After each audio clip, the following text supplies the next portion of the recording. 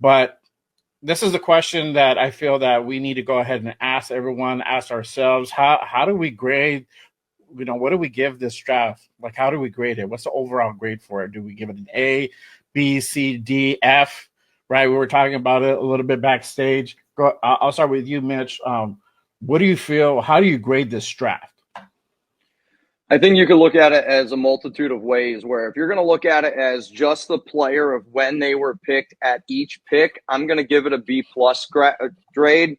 But I think when you look at an overall draft, you can't just grade like, all right, Ashton Jeanty to me is an A-. You can't look at it as Jack Bech is a B. To me, I look at what the Raiders did in the draft, and I would give that an A-. And I simply say that because if you're going to go out and you're going to draft a running back in Jeanty, who we all think is an incredible player, and I expect him to be better, than a guy like Marshawn Lynch. And I think some people might think that that's saying a lot, but quite frankly, he better be better than Marshawn Lynch when you're drafting him at number 6 overall with all the other holes that we have. So in my mind, I said, okay, if we're going to go out and draft Jeanty, what's the next thing that we're going to do? I thought that maybe you go offensive line, since they decided to not go offensive line but filled a really big hole at receiver in Bech. But what's one of the best things that Bech does? He's a hell of a blocker. And then you also look at a great blocker in Jakobi Meyers, and the fact that you have 2 receivers that are not only willing to block in today's day and age in the NFL, but really effing good at being able to go out there and block. So you have 2 blocking receivers. You also have Brock Bowers. So they're clearly trying to build around Ashton Jeanty. You go out and get an extremely athletic corner then in Darian Porter, and I think that he's got an extremely high upside, former wide receiver, 6 years of college football experience, only one, year at corner. And, Richard Sherman is the name that always gets thrown out there for Pete Carroll guys. But, Sherman also was a receiver that got converted into being a cornerback. But, like, some of the low-key moves where if you look at the move of Dante Thornton Jr., if you were to look at just that pick, you'd probably go, I don't know if I love that value.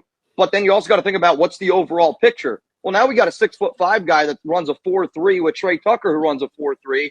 And you go back, you look at the Josh Jacobs years, teams were stacking the box with 8 because nobody could beat us deep. Like, I love me Jakobi Meyers. And, when Devontae had his head on right, he was a great receiver. But we never had that true field stretcher. And teams just stacked the box and said, I know you can't beat me 20 yards down the field. Sure, the quarterback play that we had also wasn't great either. But to me, the Raiders had a plan. They go, we're going to be physical. We're going to draft 2 offensive linemen, so we always have great offensive line depth. Then you add some field stretchers in there. You add a hell of an athlete in Tommy Mellott, which people don't realize how great of an athlete he is. And throughout the draft, then even on defense, Tonka Hemingway, J.J. Pegues, those 2 guys are really good athletic traits guys as well, inside, outside defensive tackle.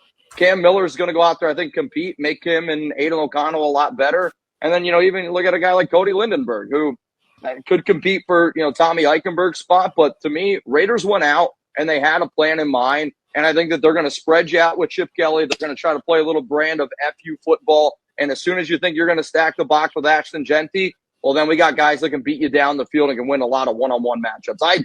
I am super excited to see what the Raiders do because they had a plan in place with Geno, and I think that we're freaking crushing it. As for right now, it's talking about grading the draft. For me, I gave it a solid B. It was just a solid B for me.